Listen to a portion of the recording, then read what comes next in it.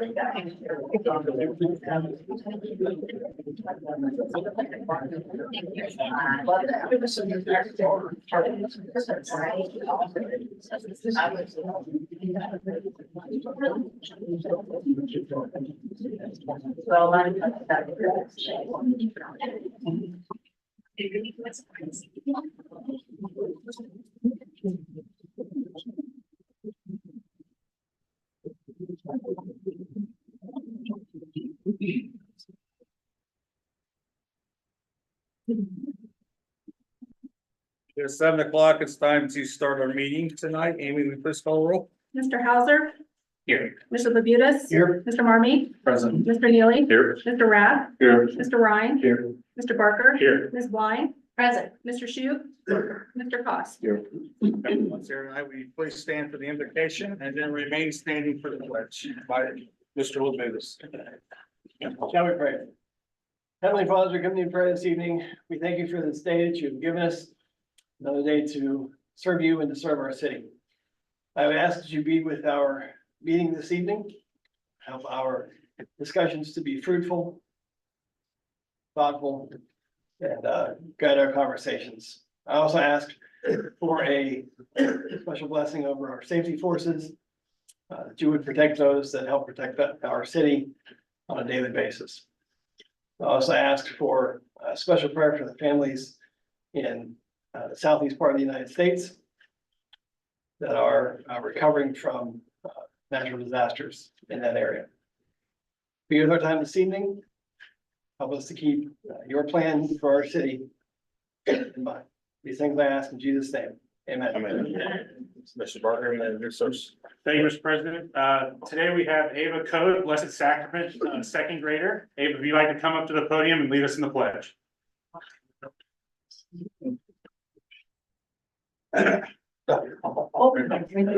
You want your seat? She can have it. Yeah. Allegiance to the flag of the United States of America and to the republic for which it stands, one nation, indivisible, with liberty.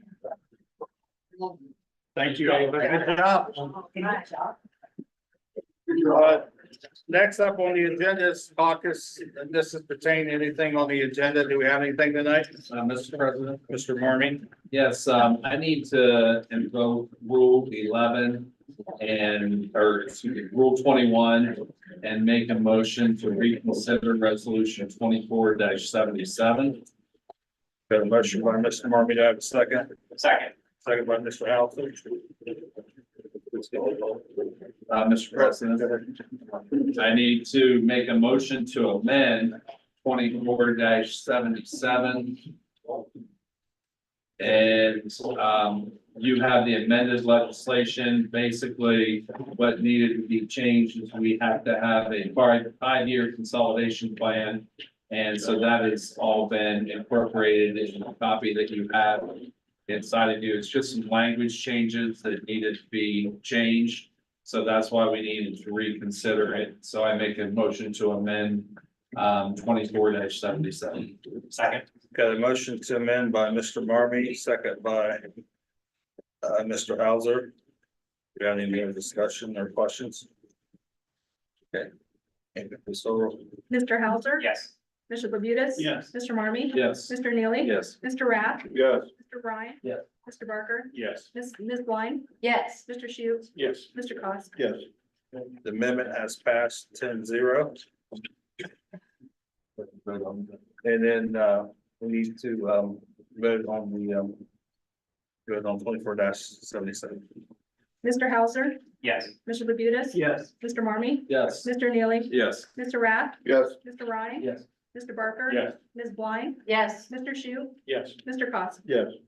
24-77 has passed 10-0.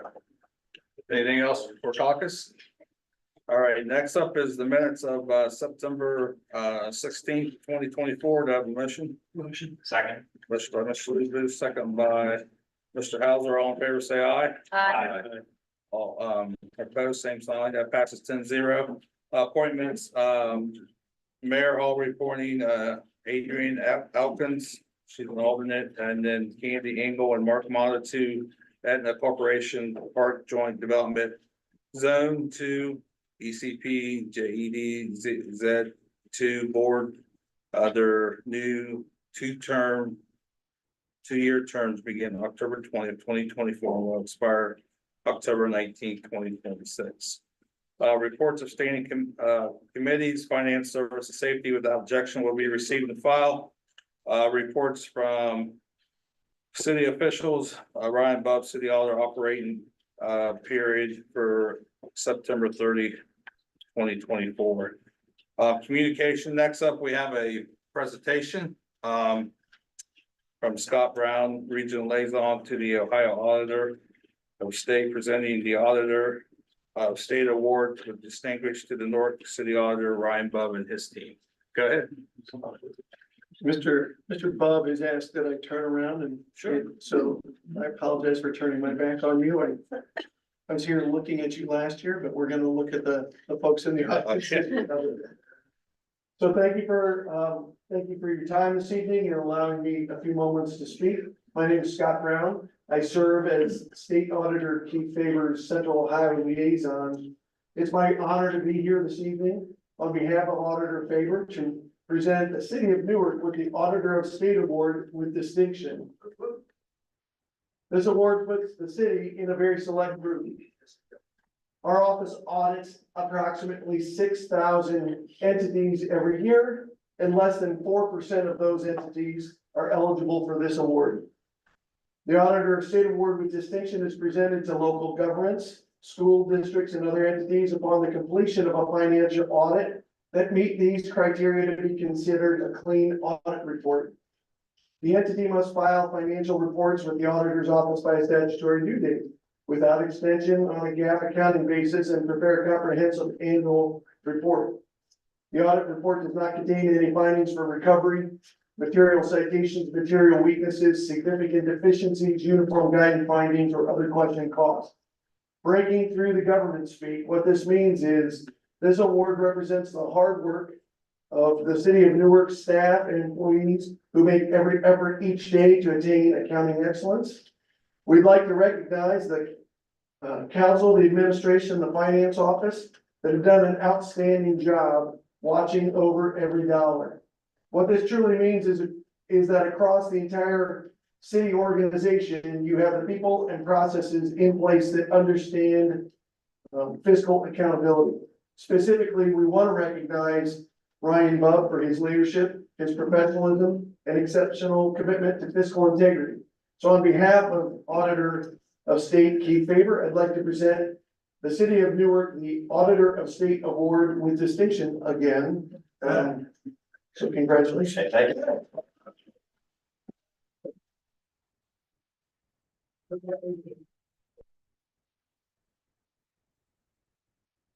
Great, thank you very much, and this just would not be possible without my staff. But great people in great places, great things happen, and I want to thank Jim Lyson, Jackie Williams, Tanner Marmy, Ken DeMenter, Ron Will, Palmer, Edward Jackson, and we want to continue to win awards and provide customer service. Thank you. Thanks.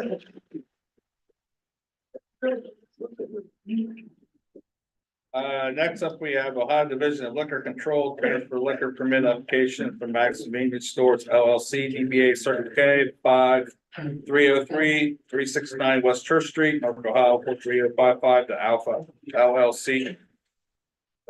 369 West Church Street, North Ohio, 43055, and then Marshall Phelps, County Municipal Court opinion regarding ordinance 24-36. Next up on the agenda is a public hearing, 24-24. Amy, please read the public hearing. Ordinance number 24-24 by Mr. Rath, Mr. Cost, Mr. Barker, Ms. Blind. An ordinance changing the zoning classification of certain real property generally described as 203 North Gay Street, City of Newark, Licking County, Ohio. Parcel tax ID number 054-19-3776-00.000 from that of single family residence RH high density district to TFR 2 family residence districts. Zoning code of the City of Newark, Ohio. All right, the public hearing is now open. Is there anybody here to speak for or against the public hearing? Anybody to speak for or against it?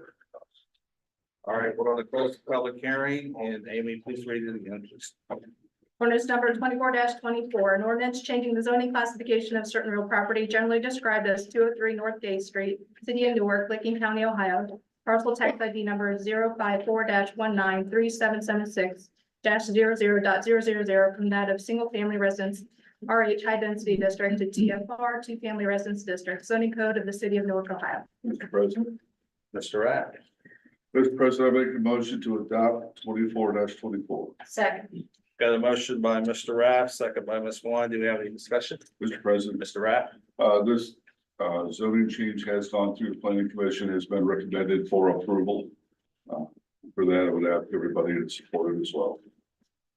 Can we please start the roll? Mr. Hauser? Yes. Mr. Labutus? Yes. Mr. Marmy? Yes. Mr. Neely? Yes. Mr. Rath? Yes. Mr. Ryan? Yes. Mr. Barker? Yes. Ms. Blind? Yes. Mr. Shu? Yes. Mr. Cost? Yes. 24-24 passes 10-0. Next up on the agenda is comments from citizens. I'm gonna ask you to, if you've already spoken, if you're here to talk about the homeless, if you've already spoken, I ask that you wait and let the other people that's not spoken to please speak first. I need your name and address in 3 minutes, and I mean 3 minutes tonight. So do we have anybody that wants to speak about anything? You don't have, it's not just about the homeless, anything. Ma'am, come on up.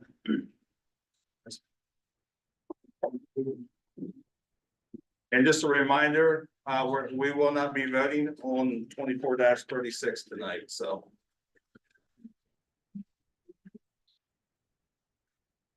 Hi, my name is Jody Sullivan. I live at 356 West Main Street. And I'm here to complain about the noise coming from Newark Station. It is unbearable. We are getting blasted. We can't get away from it. We are in our homes. We can't go outside. We can't open the windows. Our windows are shaking. The walls are vibrating.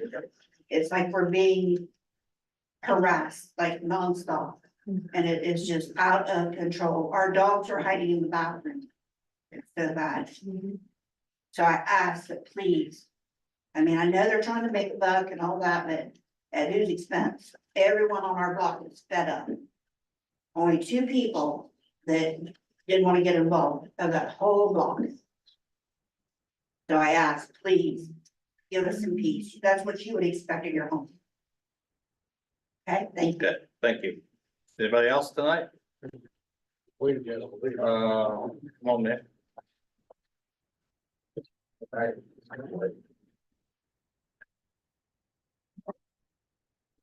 Caroline Cook, 898 Lake Court, Newark, Ohio. Our Declaration of Independence says that people have the right to life, liberty, and the pursuit of happiness. We're talking about criminalizing homelessness. So how can you have life if you don't have a place to lay your head? True. If you don't have a place to protect you from the elements? Yep. And why should you take away someone's liberty because they don't have these things? Absolutely. There are many, Please, excuse me, no noise from the crowd, please, just please respect everybody, okay? Thank you, everyone. Sorry, go ahead. there are many reasons why people are homeless. Not all homeless people live in tent. A lot of homeless people live in cars. They couch surf.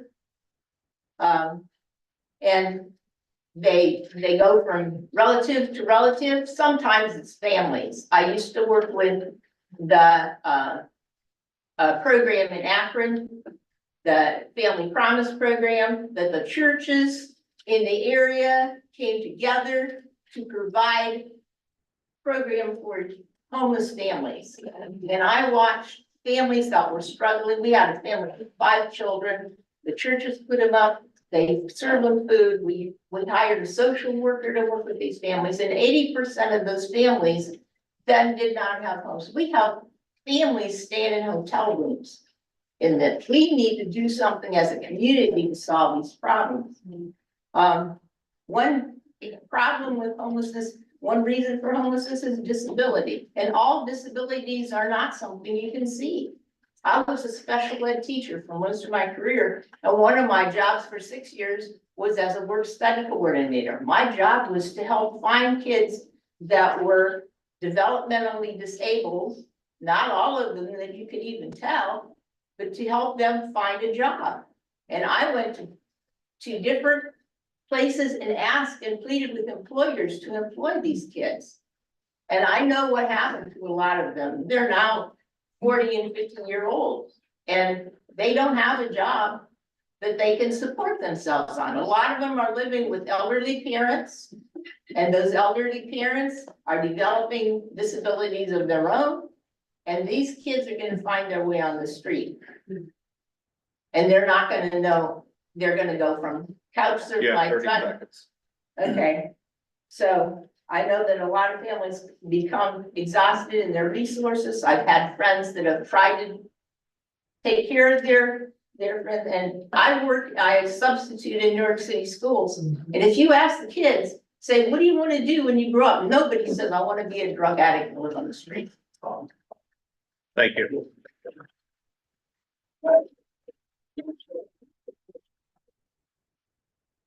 Anybody else at this time? There'll be another opportunity that hasn't spoke. Sir in the green.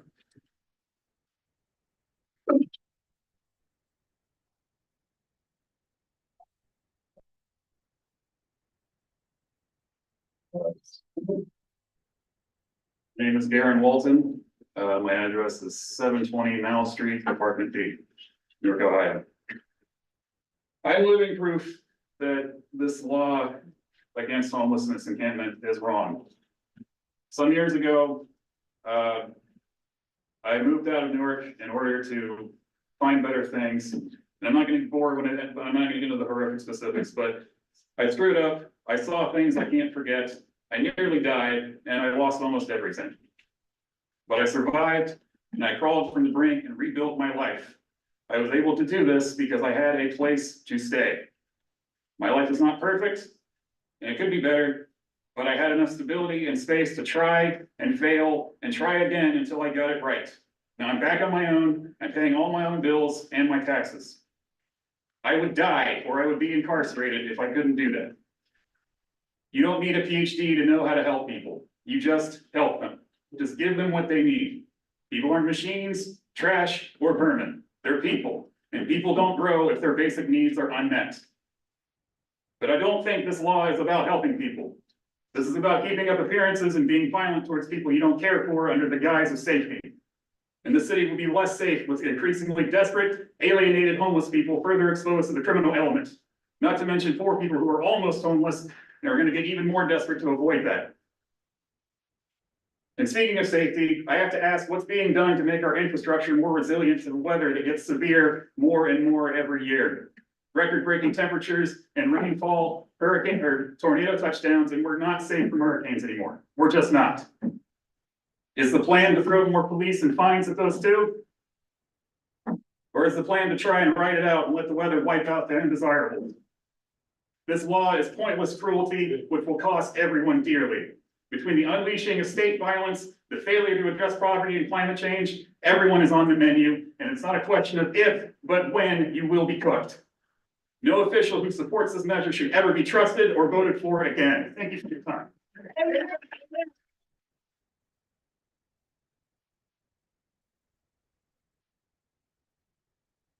Anybody else that hasn't spoke yet? Sir in the back?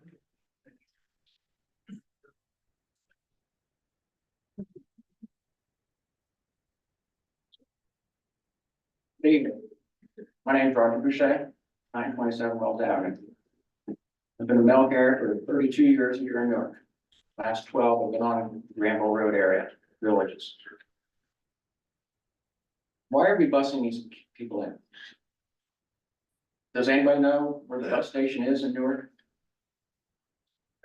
It's an OSU. This is how I know. I walk that street every day for the last 12 years. I witnessed a man come out, carrying a trash bag, pulled his pants up, walking his dog. This was during the summer, it was hot, like 90 degrees. I just made contact with him, we just talked about how hot it was. Went on my way and he goes, yeah, he goes, I just came in town on the Greyhound. And that struck me, because I had heard about us busing homeless in.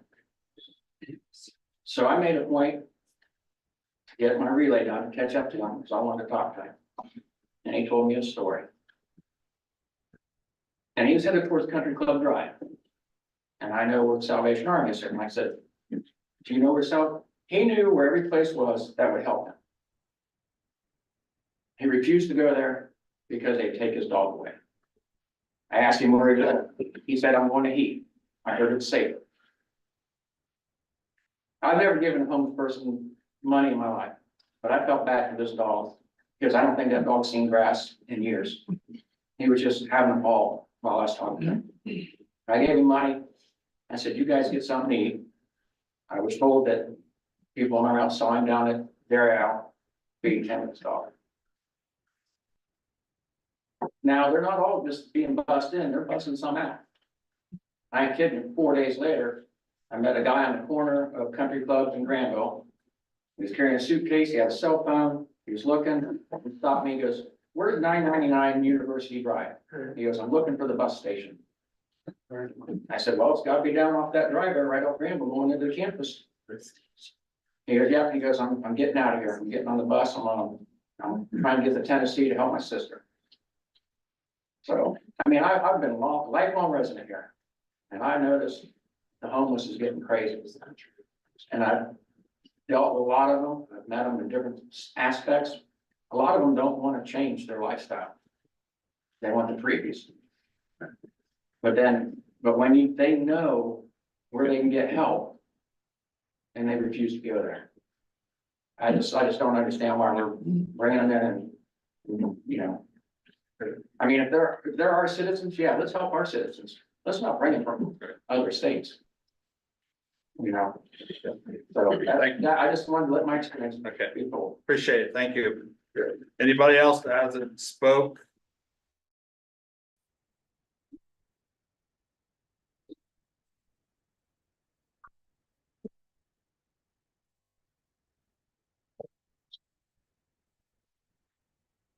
So everyone, Darwin call from 358 West Main Street. I'm talking about the Newark bar. It's way too loud. What is it? Newark Station, yeah. It's way too loud. I grew up above the bar. We used to be someone's bar. And they had lightings, never that loud. Not like North Station. That's just beyond. So where I have to turn my TV at full blast to hear it, it's beyond. That's it. Okay, thank you. Thank you.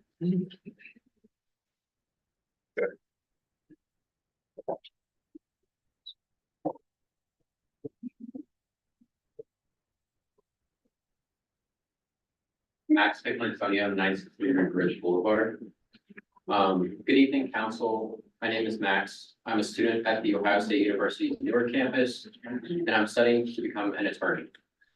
I also just recently started volunteering at the drop-in center at the Holy Trinity Lutheran Church, who provide resources like free meals, temporary shelter, phone chargers, coffee, water, a place to sleep, and use the bathroom and a welcoming community for anyone who needs it.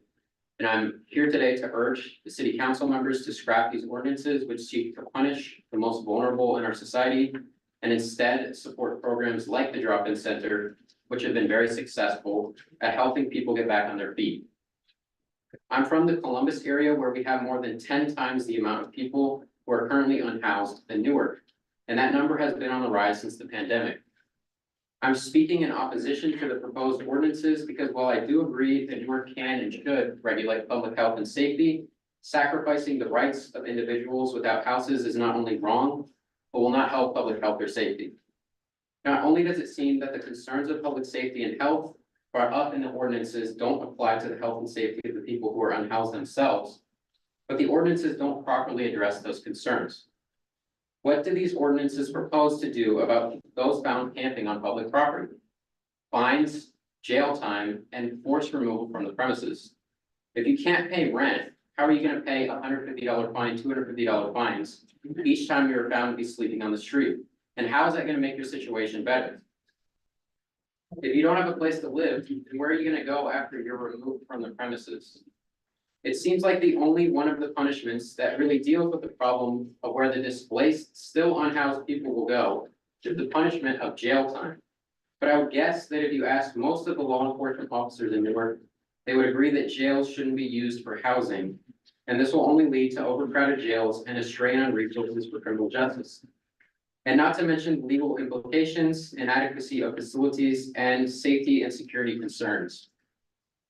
Then, when you get out of the jail, how are you not going to have the exact same problem you had when you went in? Absolutely. In cities where similar anti-encampment measures were implemented, like Los Angeles, which cost the city over $3 million, and neither safety nor health meaningfully improved. There were studies done on this. If you are someone who thinks the federal government is doing a bad job right now and is to blame for the housing instability happening, then why would we punish the victims for those failures? A much better use of resources, attention, and money would be better temporary shelters, not jails, rental assistance, mental health and drug addiction services, public restrooms, and outreach teams to connect the homeless to these services, and honestly, anything but these ordinances. Yeah, about 30 seconds. To the proponents of these ordinances, you can't sweep human beings under the rug. People who don't have a place to sleep right now are your constituents as much as anyone else in Newark. And you would be failing them by passing these ordinances. Please vote against them. Thank you.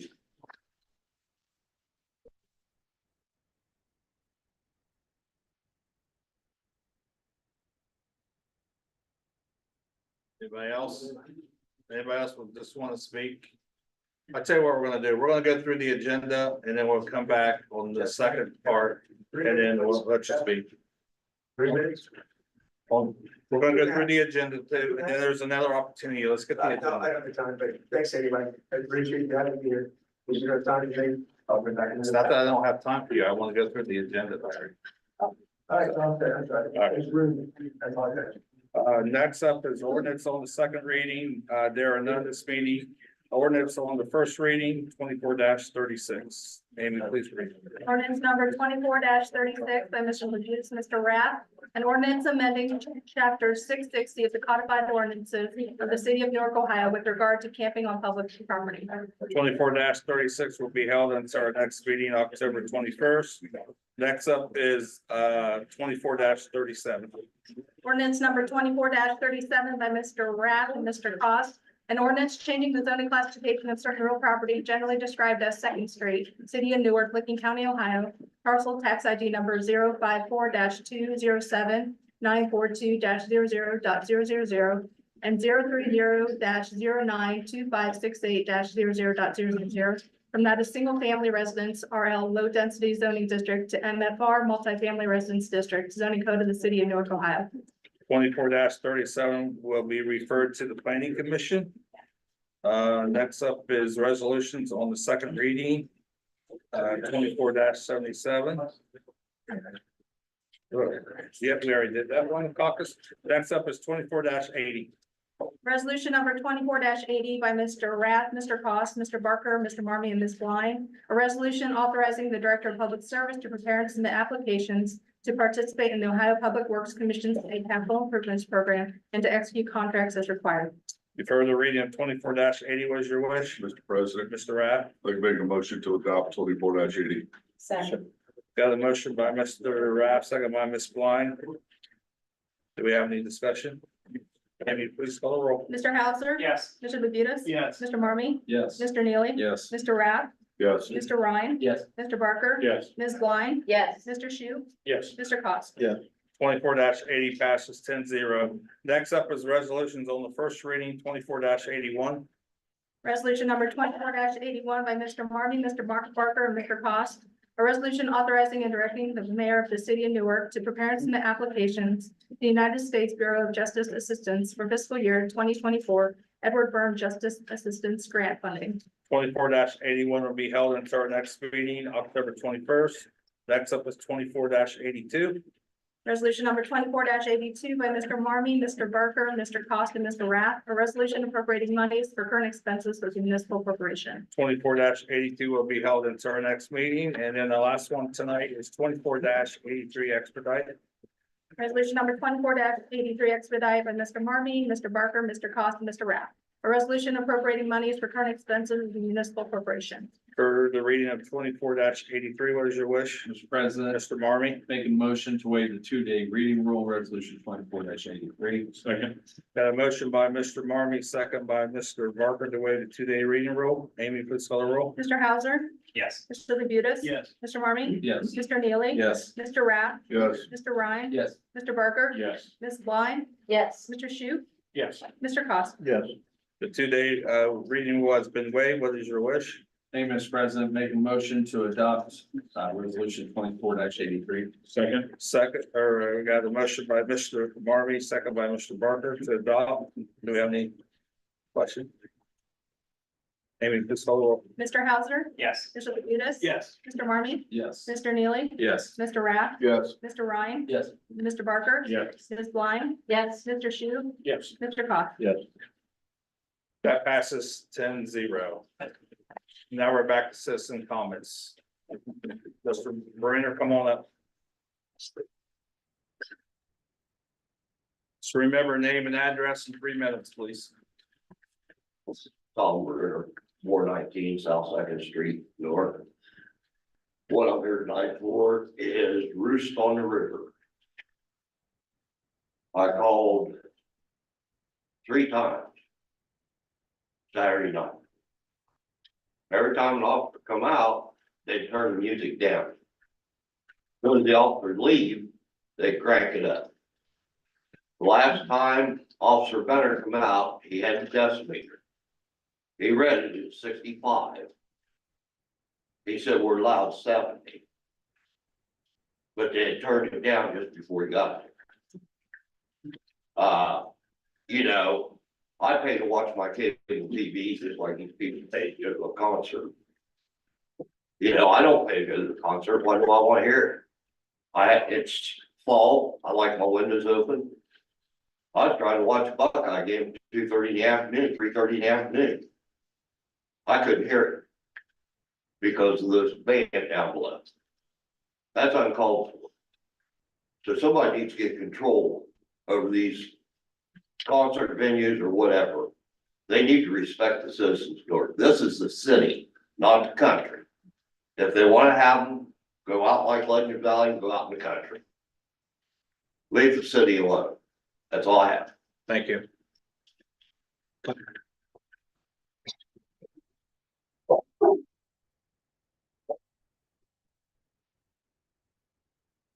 Hello, City Council and guests here tonight. My name is Shelby Amy Hopkins. I live at 200 Good Avenue.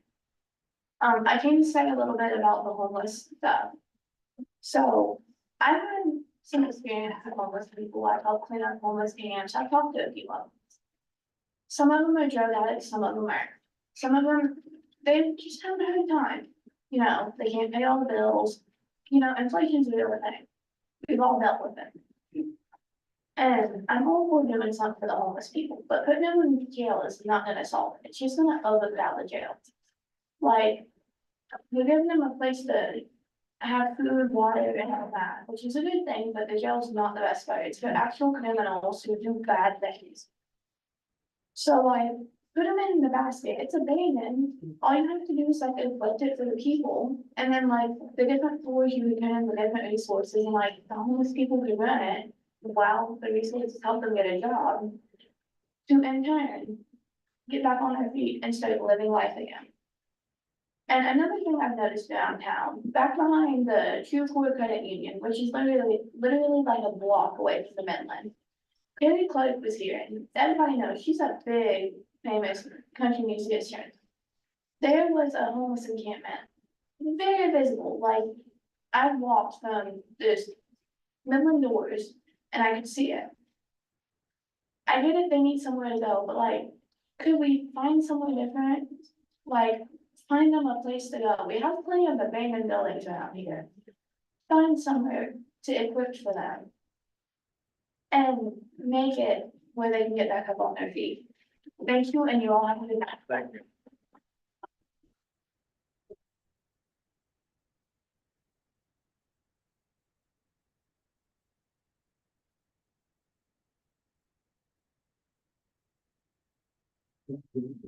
My name is Maria Alejandra Leon Garcia. My home is 230 Woods Avenue. I think all of us discussing this issue have a common concern. We all agree on something. There's too many people living outside.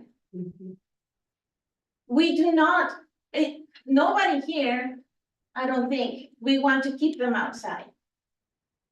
The problem comes when we come to the solution. Putting them in jail absolutely gives no guarantee that they won't come back.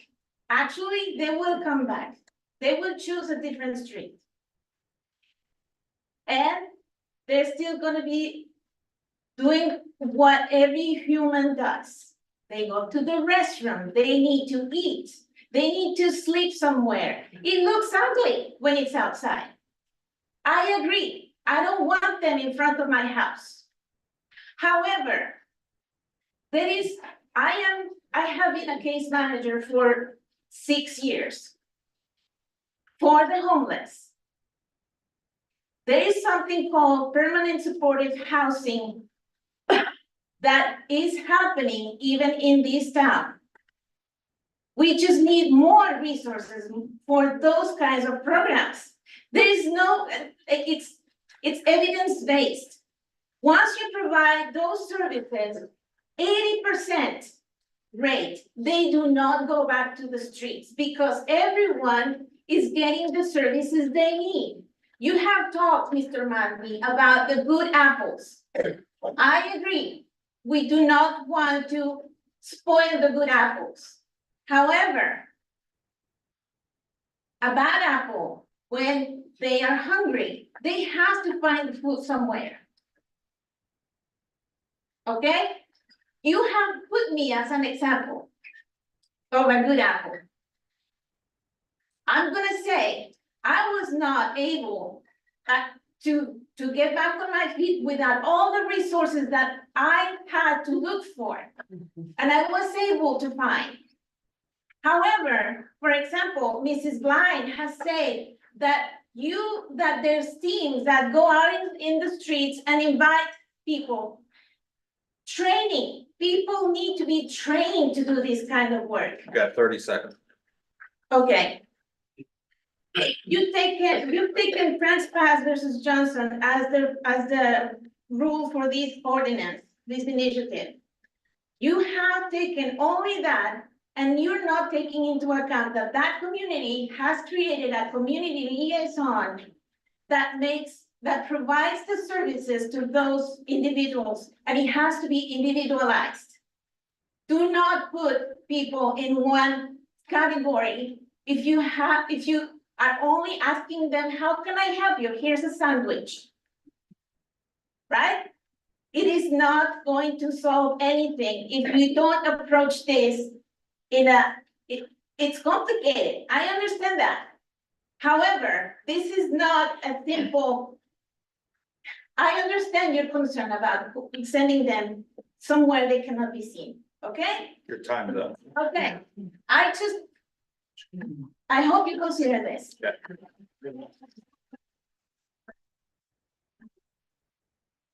Gentleman in the maroon shirt. That's you, yeah, you've had your hand up several times.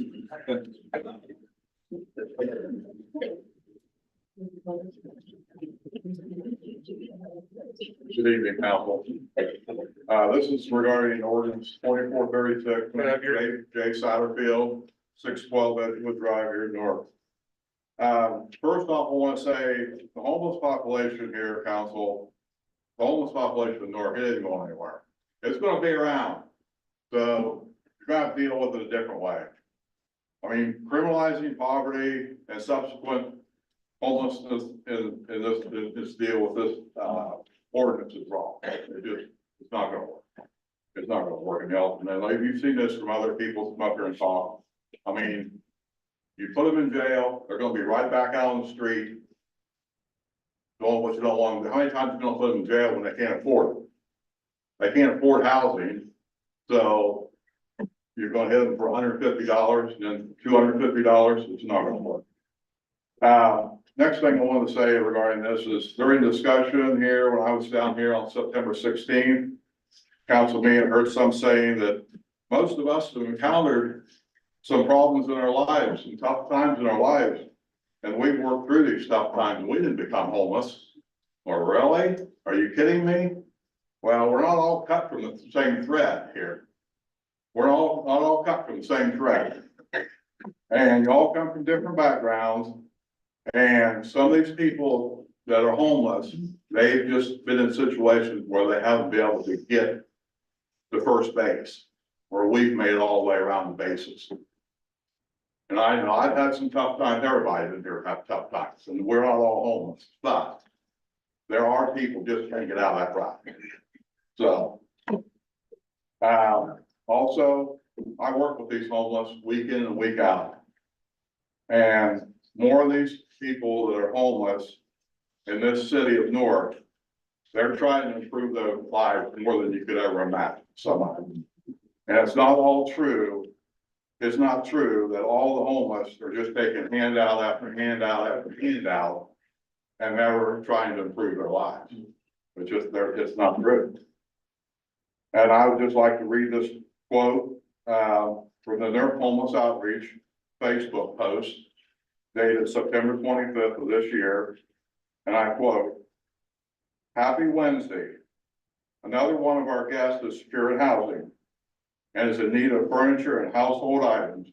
If you have anything that you could donate, please reach out to," and I'll leave that blank, "on Facebook," unquote.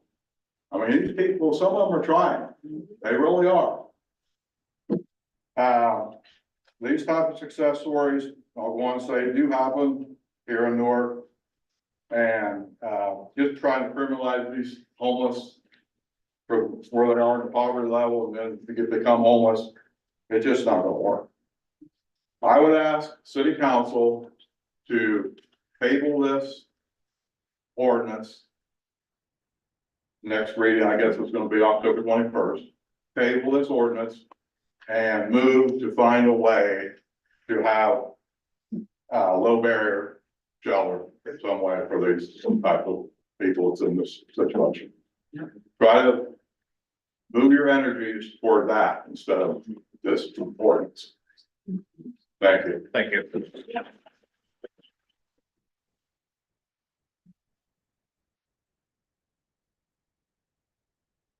One time starts, I just want to say, Mr. Hauser, Mr. Mike, Mr. Rath, Mr. Davis, Mr. Shoot, I hope you very much, but we will.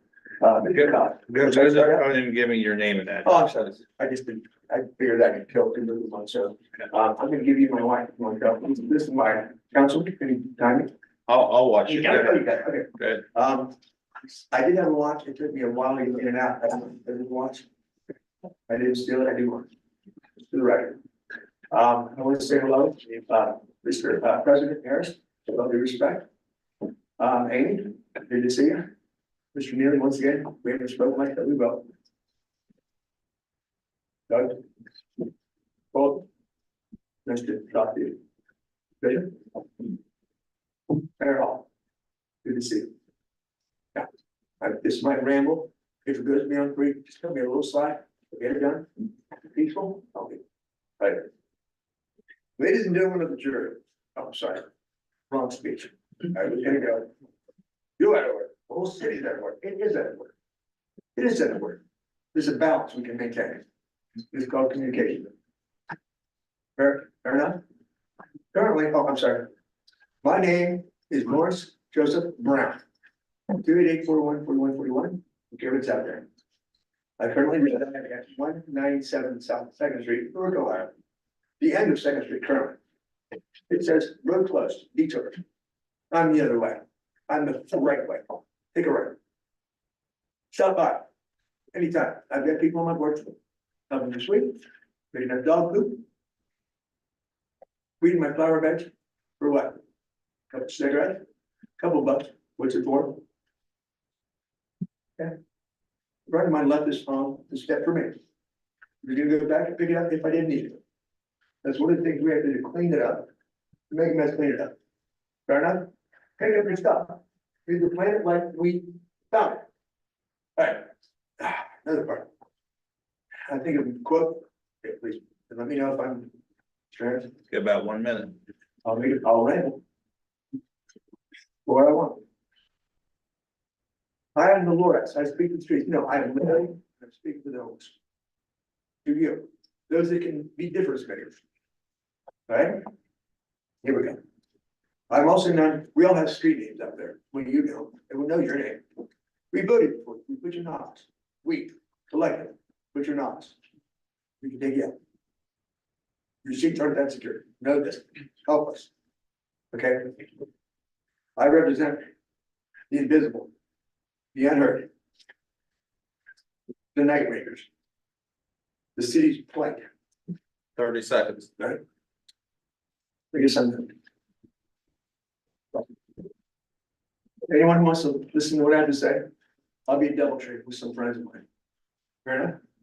Okay, thank you. Thank you. Thank you. Come on, double tree if you can make it, great, we'd like to talk. Thank you very much for allowing me to speak. I'm John Mobile, 100 Jeffrey Lane, Licking Township, Licking County, Ohio. I'm president of St. Vincent de Paul Society at St. Leonard's Church in Heath. A lot was said tonight. A young man from college that spoke, that's getting educated to be a lawyer, really said an awful lot that you guys and gals need to think about. You have a chance right now to not to put a mark on the city, but to take action to help the homeless. If you pass this ordinance, it's not like being proud of a new interchange or a new cul-de-sac or a new highway or whatever that's going to the city. This is gonna hurt the city. It's gonna hurt the county. And it's gonna hurt the state. And it's sad that you've taken this approach. I would like to see the city council and the mayor take responsibility of appointing a group of councilmen to work with the community to come up with a better solution. Back behind me are many people that work in the community each and every day and fight homelessness. No one has the answer. But I really feel that if we put ourselves together in a room, we could come up with some answers. And that's something that has not happened here in the city of Newark, to my knowledge. So, Mayor, I ask you, look at me, please. Look, sir. Put together a committee, a coalition of your council people to start working with the community to to solve this problem. It's not gonna go away. You're going to be looked not as a city that is doing positive things for your community. You're going to be looking down. People are going to look down on the city because you've missed an opportunity to work with the people that can help you solve these problems. Every community in America has problems with the homelessness. Every community can stand tall, or you can shrink down to where you are now, wanting to put the people in jail. They're citizens, just like everyone in this room. It's just like you. They're citizens of this community. They need help. Do not turn your backs. Postpone what you're doing for 12 months. Give yourself the opportunity and the people behind you to work to come up with the solutions. It's not going to be easy. Nothing is anymore. It takes time, but it takes effort. And that's what you need to do. It's easy to pass an ordinance and put people in jail. It's harder to find the solution. Many cities have. You had a program. Yeah, about 30 seconds. Okay, thank you. Thank you very much. Now, I would like to, there's power in prayer, and I would like to say the Our Father, and these people can join me. Our Father, who art in heaven, hallowed be thy name. Thy kingdom come, thy will be done, on earth as it is in heaven. Give us this day our daily bread, and forgive us our trespasses, as we forgive those who trespass against us. And lead us not into temptation, but deliver us from evil.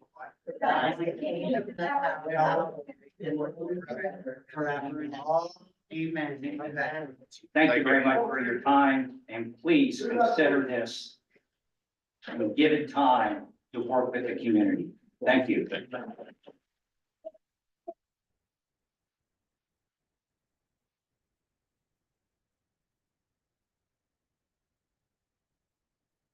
Hi, my name is Logan Lake. I live at 327 Union Street, apartment G22. And I've spent the last 3 years of my life working with people who have substance use disorder and are suffering from homelessness. And I cannot imagine putting a single one of them in jail because of the situation they're currently in.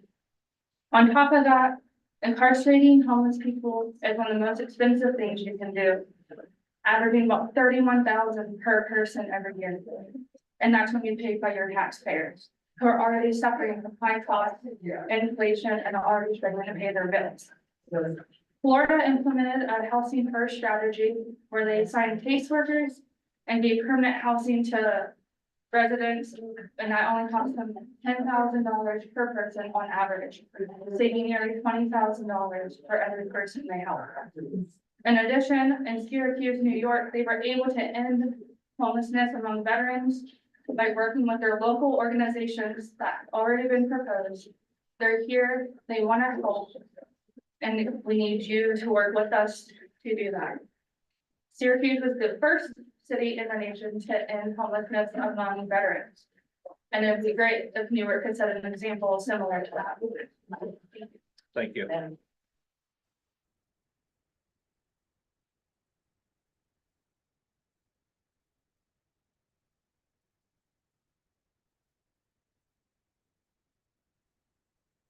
I'm Mary Jo Farrell, and I'm at 3 Grant Street, and I know none of you want to see me talk again.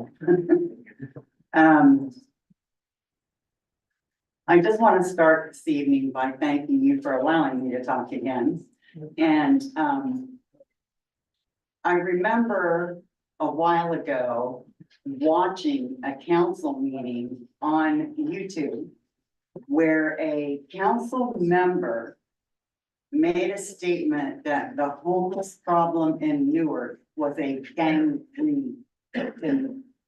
I watched the meeting, I know what was said, and at that point, I made the decision to help the homeless.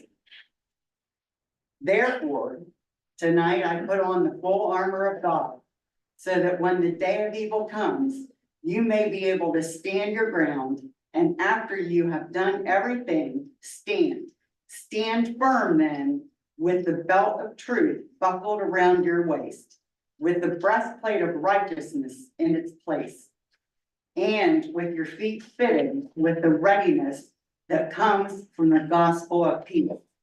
In addition to all this, take up the shield of faith, with which you can extinguish all the flaming arrows of the evil one. Take the helmet of salvation and the sword of the Spirit, which is the word of God. Speak up and judge fairly. Defend the rights of the poor and the needy. Do not exploit the poor because they are poor, and do not crush the needy in court. Scoundrels use wicked methods. They make up evil schemes to destroy the poor with lies, even when the plea of the needy is just. For the Lord is our judge, the Lord is our lawgiver, the Lord is our king, and it is he who will save us.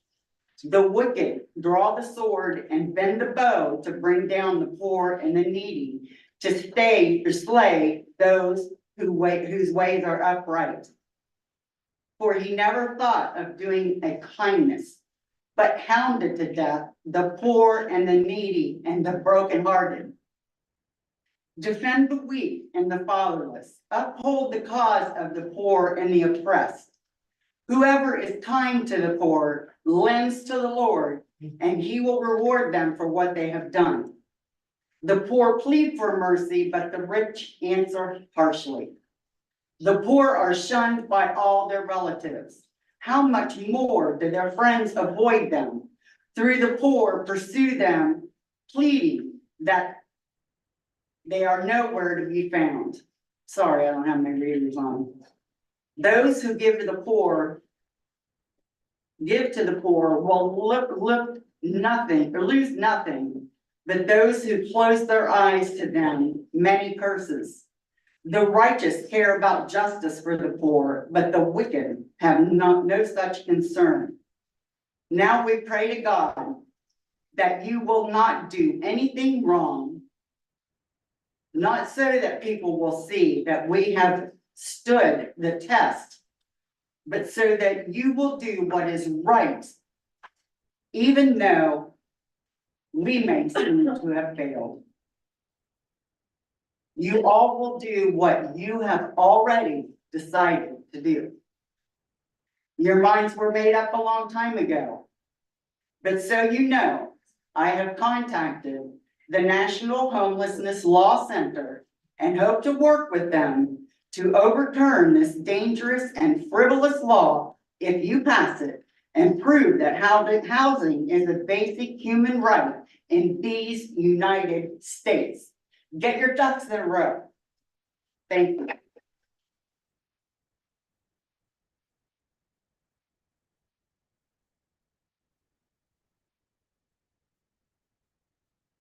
Brandon Myers, 371 O'Bannon Avenue. I'm going to read a couple quotes by folks that are harm reductionists. Trying to raise awareness on what some of these terms mean. So this gentleman's name is Jeremy, and quote, substances have been around since the beginning of time. We as a society need to learn to live with them instead of saying drugs are bad. I honestly feel like a lot of people in recovery are jealous of people who use drugs, especially people who can use in moderation. As a harm reductionist, the biggest pushback I get is from the 12 steppers and recovery people. I feel bad for anyone who thinks they need to live their whole life abstinent because that sounds like torture. Nature has taught us that humans and animals are always going to use substances to help them live. I'm sorry that you were brainwashed by this terrible drug war into believing that substances are the issue when it is actually policy, end quote. One more, this is by Patricia Perry. By the way, this is quote, by the way, just throwing it out there, I believe in safe consumption sites. I believe that we should give people a safe drug supply. How do you like that? End quote. So for a while, I had the mindset that folks were just trying to help people. And then I started questioning what help is. Like, how do we define help? What is help? And clearly different people are defining it differently. And so what I would like you guys to consider is there's been a lot of quoting of scripture tonight, and the Lord's Prayer came from Jesus, and he had a principle that he preached and lived by, and it's called the law of sowing and reaping. Okay, so if you take a lady who's in a bad situation and she's getting beaten, and if nobody comes around her and stands beside her and holds her husband accountable, then there will be no justice done. If everybody sweeps it under the rug, if we look the other way, then no justice will be done. Why? Because you're voiding out the law of sowing and reaping. And so, you know, homeless people are no different than anyone else. They're people. If you cut their hand, they're gonna bleed. They go to the bathroom just like everybody else. They need to eat. Those needs are the same. However, I believe they should be held accountable. There's still a law of sowing and reaping. So personally, I've seen very few people inside of the homeless camps that want to change. Now, I would like to see different than that, but I've asked 12 people, roughly, it's been a little more than that, but I don't like to overestimate, so I'll say 12 people, that number will continue to rise. If they're willing to come out of addiction in exchange for getting back integrated to society. What do I mean by that? An example is, you have to hold me accountable because I don't have my stopwatch today, okay? So an example of that is a gentleman walked into our shop about 4 years ago. His name is Adam Vincent. And he said, "I'm done, Brandon. I'm finally ready to get off drugs." And I said, "Are you serious?" And he said, "Yeah." I said, "All right, there's the door. You've got a decision to make. You're gonna stay in this shop for 21 days. And we're gonna dry you out. We're gonna get your head right. We're gonna get you straight. And I'll be in your corner the whole time. Or there's the door. There aren't any other options. You're either gonna lock yourself in here and we're gonna do this thing, or you're gonna go." And he stood there for about 2 minutes and the wheels were turning. He made the decision to stay. Today, he's married and he has 2 children plus 3 children from his sister that he adopted because she was on drugs on the last child they had, so they got taken away from her, and he and Jess, his wife, took them. So my point is, real help does not void out consequences.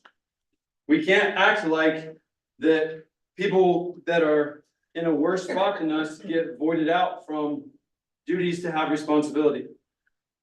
One of my favorite quotes is by Viktor Frankl, and it is, "Along with the Statue of Liberty on the East Coast, we need a statue of responsibility on the West Coast as well." So responsibility and liberty work hand in hand, and we can't void out one just in the idea or the mindset of that we're helping under the guise. So, thank you. Thank you. Man. I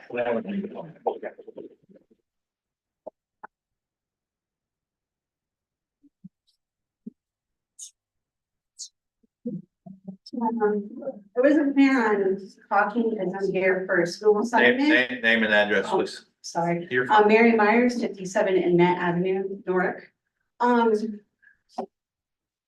We got the mayor here and, you go every year to issue, this Green Scholarship Award. Cause I get an award for OSU Newark, cause I'm an OSU Newark student with 2 semesters left. And scared to death losing my home because I decided to put the middle finger up to corporate America because they have ghost jobs out there. These people can't get jobs. They have, you go to Sheets, you look at the sheets, they're saying, "Hi, we're hiring." None of these, you get on their websites, none of them are hiring. And the mayor listens to all these stories about these kids and how the scholarships changed their lives and better them. This ordinance is just taking one problem and causing another problem.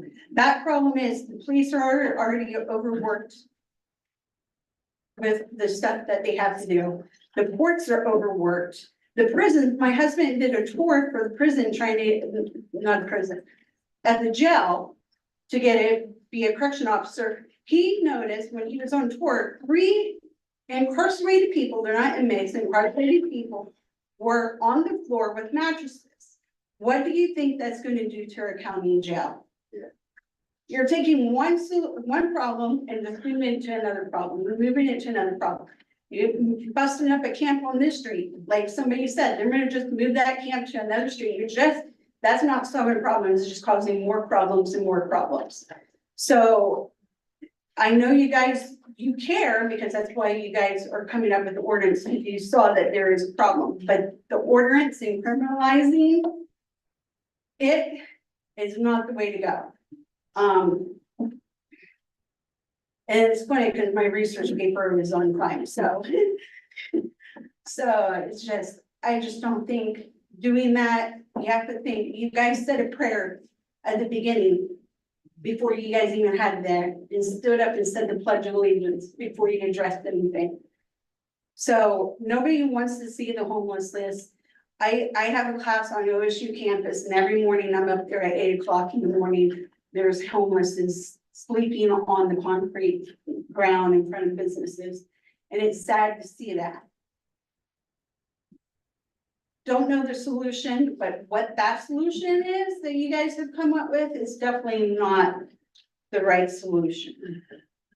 So who knows, you gotta try things. It works, great, let's implement it more and let's expand it. If it doesn't, regather and think of another way. Think outside the box. I think that's what I have to say, sorry. Thank you. Thank you.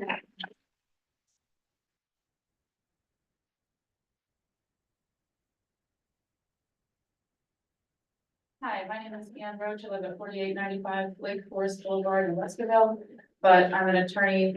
I've been practicing and serving this community for 6 years, and Newark is my hometown. I just want to reiterate a lot of the myths we've heard tonight. First of all, that people in Newark that are homeless are not from here. The vast majority of homeless everywhere are from that area, and that includes Newark. There's no such thing as people being bused to Newark for benefits in Licking County. That makes no sense at all. There are no benefits that Licking County provides. We have federal benefits the same as everywhere else. Nobody is being bused to Newark.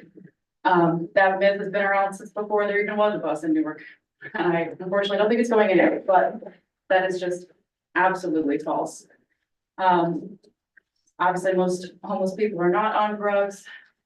The people that are cannot be shamed out of addiction. And that's what the only way this sort of ordinance makes sense from a cost benefit is if you place innumerable value just on shaming people, because you can't shame people out of poverty or out of addiction.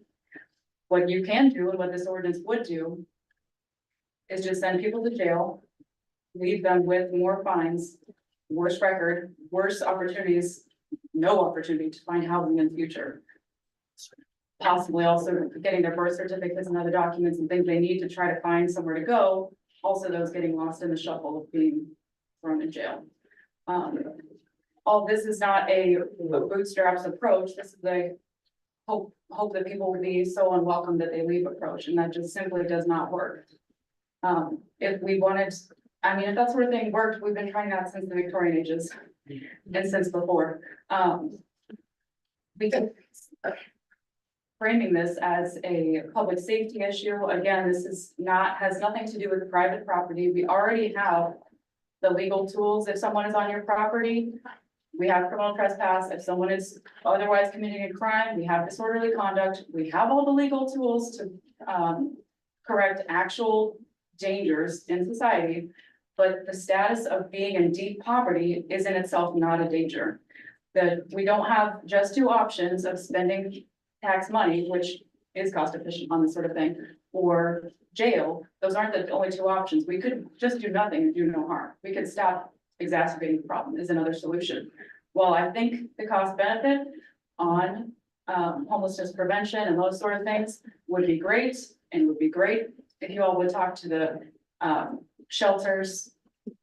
They can tell you, by the way, that the beds are full. People are not avoiding the shelters, they're full.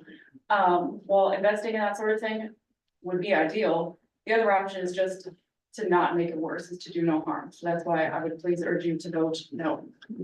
Thank you.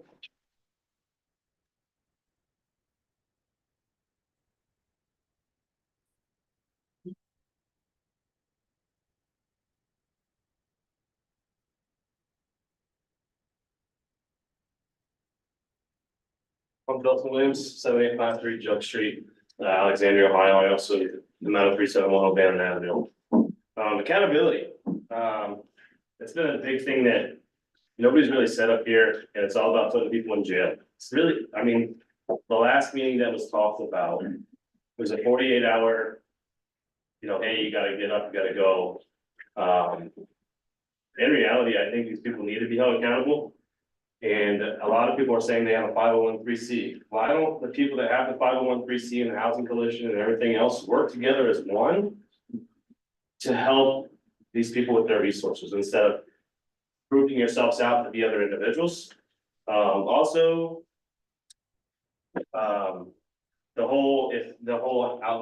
homeless outreach program. I've been on this thing for about 3 weeks now. I'm just gonna be blunt. I go and find somebody that's homeless and I ask them straight up. I've got recordings on my phone that I can play right now. That state that they are receiving needles, Narcan, alcohol wipes. Just got told they're receiving a bubble, which is a meth pipe. For what reason? There's, if you guys really want to see what we, the people that want this community cleaned up, challenge yourself to go out or follow somebody that goes out. We'll provide you with the tool to pick up the needles in the trash.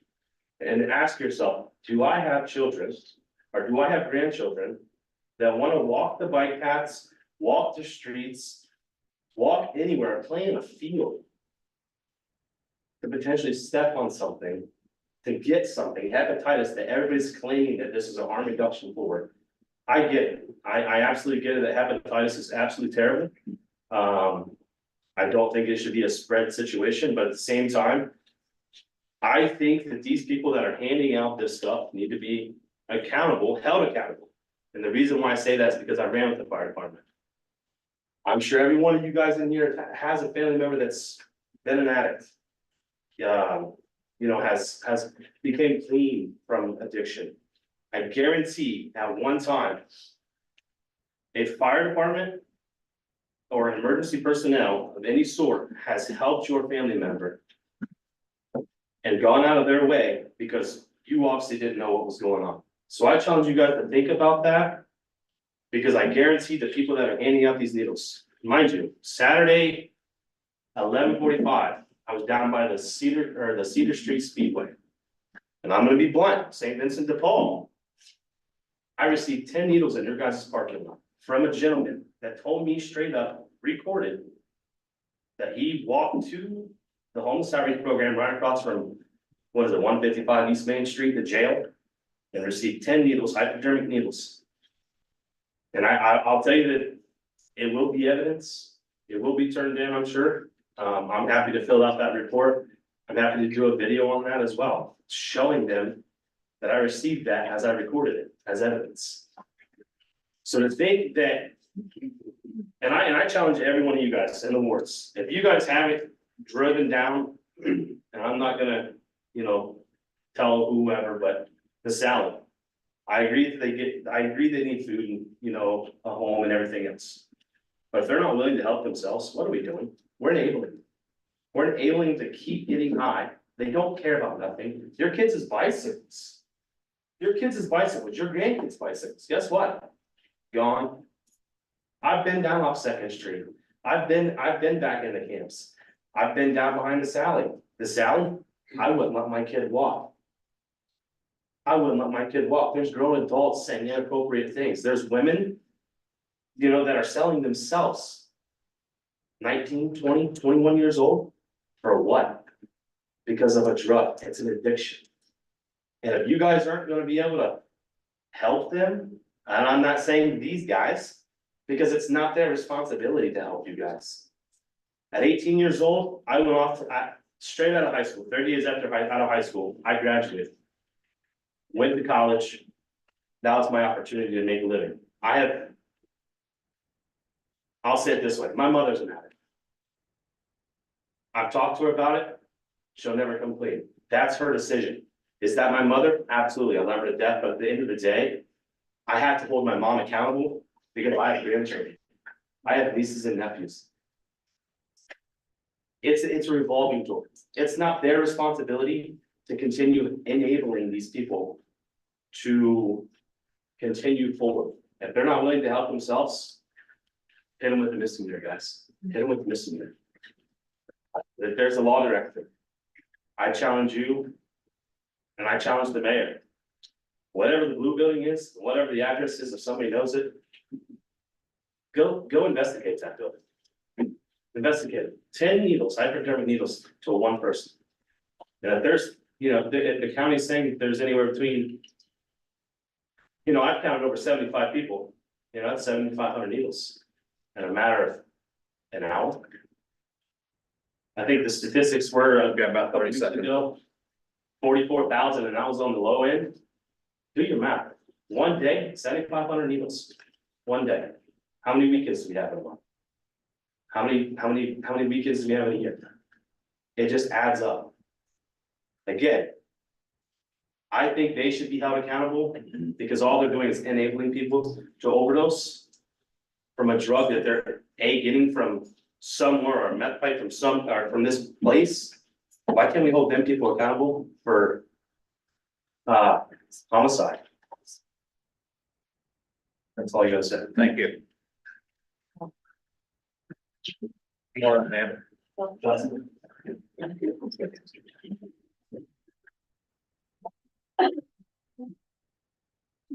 Hi, I'm Sue Robinson, 14451 Lindale Parkway. I had a speech and I scrapped it. Basically, I just want to say, number one, we can't put all homeless people in one category. There's a million reasons. It could have happened to me. My speech included 3 different times it could have happened to me. But somebody was around to give me a leg up, and so it didn't. But if we're going to be going after anybody criminally, I think we should start with the corporate landlords who raise rents so high that you can hold 2 or 3 jobs.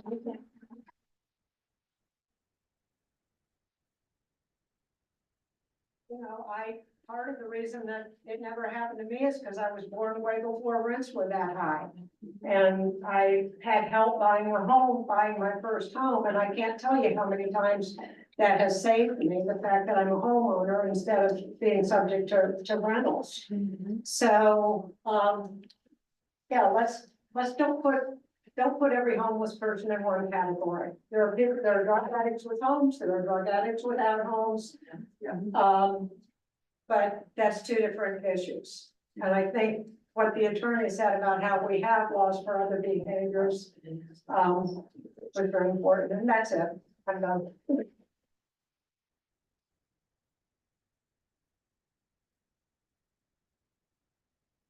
City officials tonight?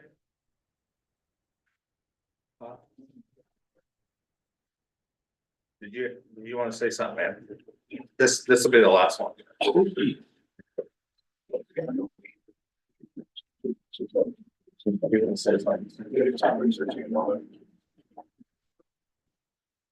Daniel, did you want to say something? Come on, get ready. Hi, my name is Kate McCurdy. I'm homeless, but I also want to thank you guys for letting me speak again. This guy said accountability. I take accountability because my husband died 4 years ago, and I am not out on the home streets because of drugs. I'm out on the streets because of financial situations. He was my payee. And sometimes I went to the Salvation Army, and the major there upset me because she called me a liability risk, which hurts me. I've called landlords recently, and they have told me that they won't rent to me because the homeowner's insurance will go up if I have a seizure or if I fall. So I've not been able to get housing. I'm trying. And for people who can't afford housing because it's too high, I just ask that you guys do take that into consideration, because I don't know about other people, but I feel like I'm being labeled instead of being a human, and I feel like I'm having to go and walk around with a prison number on me because nobody wants to see me for who I am and give me a chance with my disability. And it upsets me because I want to feel like I'm part of this, society, instead of being called a liability risk or not worth taking a chance on. That's all. Thank you. Thank you.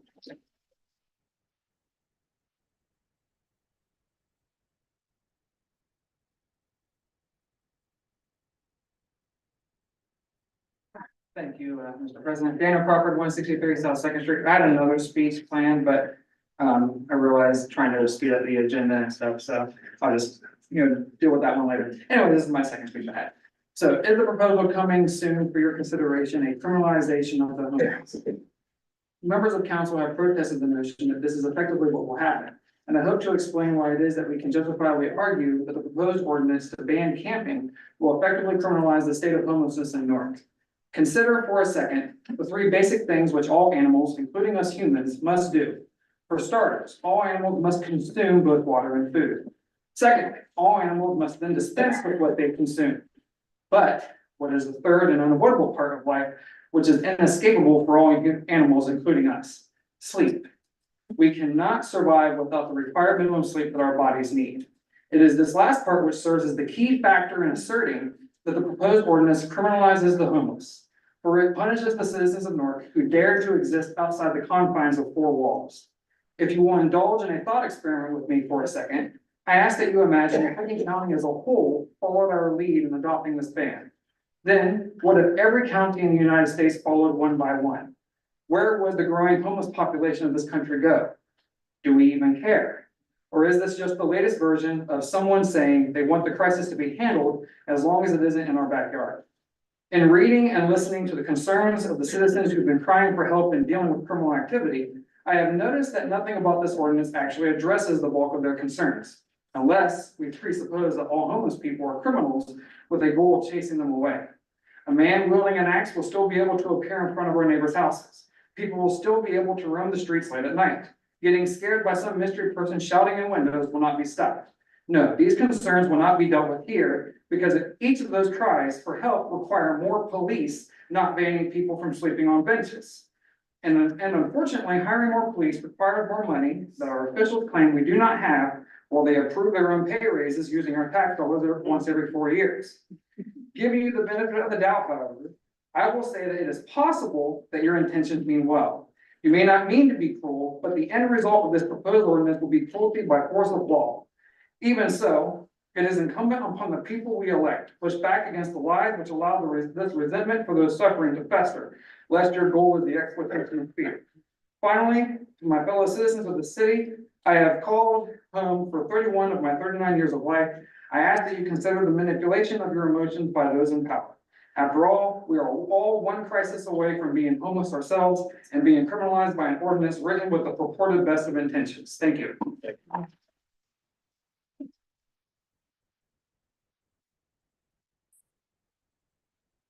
Any city officials? Law director? Thank you. Mr. Bruner, are you still here? No.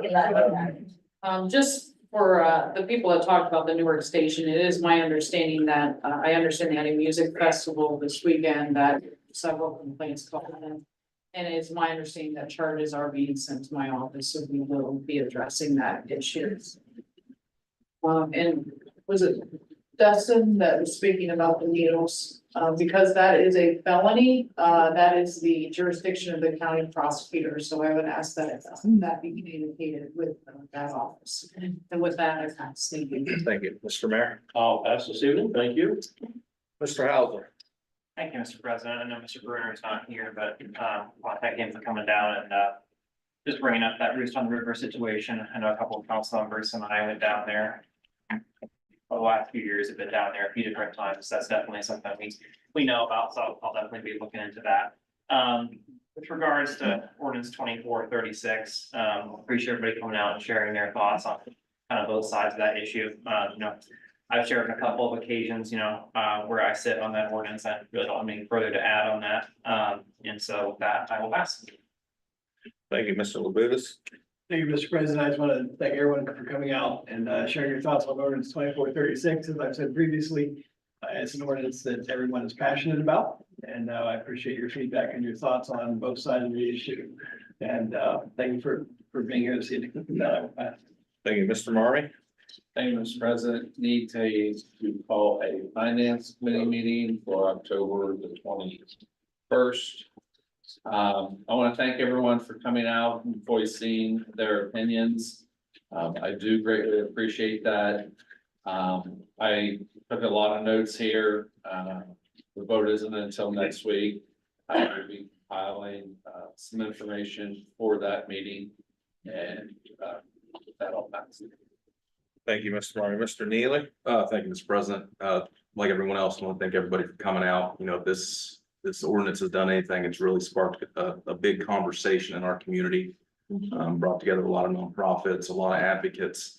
I unfortunately, when this was tabled in committee, it pushed it to a week that I will not be here for a second reading, and I won't be able to vote on this. However, I do feel important to give my opinion on it. I'm not skirting the issue. I have an opinion on it. Homelessness has been a growing issue for years in Newark.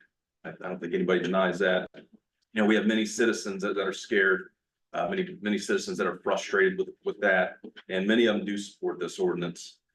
I believe it is important to give law enforcement the tools, and laws are one of their tools to deal with situations that they are called to deal with. I've heard a lot, I mean, we've heard a lot over the last 3 weeks. I believe that there's a lot of misconceptions on this ordinance, that it's just going to be going out and arresting of the homeless. I don't believe that to be the case. In my conversations, you know, I believe this ordinance it's going to be complaint driven. I've heard that it's going to be services first, which I hope it is.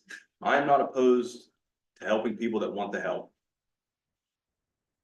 However, there are times when law enforcement is called to a situation where they do need to make sure they have the tools to deal with that and take enforcement action if they need to. So I believe this is a very important ordinance for our city and our citizens, and I do support it. And with that, I will pass. Thank you, Mr. Neely. Mr. Rath? Thank you again. I want to thank, like everybody else, thank you guys for coming out, voicing your opinion both on the ordinance as well as the other issues that we talked about tonight. I will call a service committee meeting for Monday, the 21st. And with that, I'll pass. Thank you, Mr. Ryan. Thank you, Mr. President. Yeah, I'd like to thank everybody for coming out. I counted 22 people. So yeah, thank you for coming out and expressing your opinion. We have another meeting, so yeah, we will be compiling everything and plan to see you there. Thank you. Thank you, sir. Mr. Barker? Thank you, Mr. President. Thank you all for coming out tonight. As I've always said, we don't know what your thoughts are unless you come and tell us. And so we appreciate that. And with that, I will pass. Thank you, Ms. Blind. Thank you, Mr. President. I'd like to mirror Mr. Marmy's comments. I am still receiving emails. I'm still receiving calls. I'm still visiting in people's homes and in their yards. And I'm still going into the encampments and still talking to people who are on the streets about where they're from, how they get here. And I'm finding out a lot. And so I'm compiling all this, and to Mr. Marmy's point, as well as these comments tonight, because I want to be sure that no one or nothing is left unspoken to. Now, I have to pivot for just a minute here. I want to thank Bob and his staff for that well-deserved reward, because in today's world, financial integrity is hard to come by. And it's important. We're seeking to operate the city with so many things coming forward. And then I need to thank some folks who went above and beyond. Nick Schultz, he from our engineering department, he greatly intervened for a local veteran, a handicapped veteran, and his home access situation. Very grateful for him. And then the street department added signage for Poplar, as semis were using that very, very narrow street for a cut through. That's a big deal. There's just no room for anything like that to happen there. I'd also like to thank Greg Fox and Lindsey Brighton and the water department for intervening, taking care of some issues on 2nd Street and as well on the Western Street area. And then Brian Moorhead, again, went above and beyond and pursued some difficult street repairs on Wyatt that have been needed for some time. And so I appreciate that. And just a second more, speaking with accountability, I've had many, many, many calls on found needles. And folks who have picked up harm reduction kits with the same in them. And so over the years, we calculated over thousands of needles distributed. It's hard to quantify how many have been used as part of drug deals, which is their businesses, hot needle hits that do look like overdoses and overdoses themselves. And it's also difficult to quantify the impact this distribution has made on the city's found in EMS systems. It's huge. It's unknown how many citizens have come into contact with trace drugs within the syringes or have been harmed by the needles themselves, because you don't know if you've been stuck until you walk away and you see a needle and think, oh my goodness, I've walked on that. The larger and possibly most harmful impact is psychological, as the commonplace syringe culture becomes embedded in the eye gates of our youth. So they lose fear, any fear or hesitancy around these needles. It becomes a part of it's a way of life for them. It's very destructive. Now, I'm not an attorney, but I do understand that this distribution is illegal. And we would ask Prosecutor Wells to pursue this to the greatest of her abilities. And on the sound ordinance, I want to thank NPD for doing all that they did, and we are going to pursue this. And we're going to go after giving citizens peace. Thank you, sir. Thank you, Mr. Shu. Thank you, Mr. President. I too will be unable to attend the council meeting, our next council meeting. So I thought I would take just a moment to share my thoughts on the ordinance as well. The last several meetings, we've heard a wide array of citizen comments with regard to ordinance 2436. And I too would like to commend all of those who've taken the time to share their perspective with us on both sides of the issue. Thank you for your concern for our community and for all who live here. We surely appreciate it. I've met with a number of citizens, nonprofit leaders, and stakeholders over the past few weeks, and there is no question that the issue before us is complex. Cities across the country have been grappling with this issue for years. I found the recent Supreme Court decision in the City of Grants Pass versus Johnson to be thoroughly and thoughtful summary of the public policy challenges that we face. Justice Gorsuch encapsulates much of the issue in writing the majority opinion. He writes in part that as the number and the size of these encampments have grown, so have the challenges they can pose for the homeless and others. We are told, for example, that the exponential increase in encampments in recent years has resulted in an increase in crimes both against the homeless and by the homeless. Some have argued that the enforcement of these laws can create a revolving door that circulates individuals experiencing homelessness from the streets to the criminal justice system and back again. But many cities take a different view. According to the National League of Cities, the National Association of Counties, and others across the American West, these public camping regulations are not usually deployed as a frontline response to criminalize homelessness. Instead, they are used to provide city employees with the legal authority to address encampments that pose significant health and safety risks. I share the view that limitations on camping are not a remedy for homelessness. Neither, in my view, is the proposed legislation an assault on it. California Governor Brief 16 referenced in the Grants Pass decision says, quote, policymakers need access to the full panoply of tools in the policy toolbox to tackle the complicated issues of housing and homelessness. It is my hope that whether this proposed legislation should pass or fail, the broader discussion around the challenges of the unsheltered in our community will continue. I think we can all agree that independent of this legislation, there is much work to be done. Thank you, Mr. President. I will pass. Thank you, Mr. Cost. Well, I want to thank you all for coming. Seen a lot of familiar faces over the last few weeks, and I truly appreciate that. In 2 weeks, we're going to vote on this issue. And regardless of how that vote goes, my pledge is to continue to work with the members of City Council, administration, the nonprofits, the social services of this area, because there has got to be a better answer than jail. It's just that simple.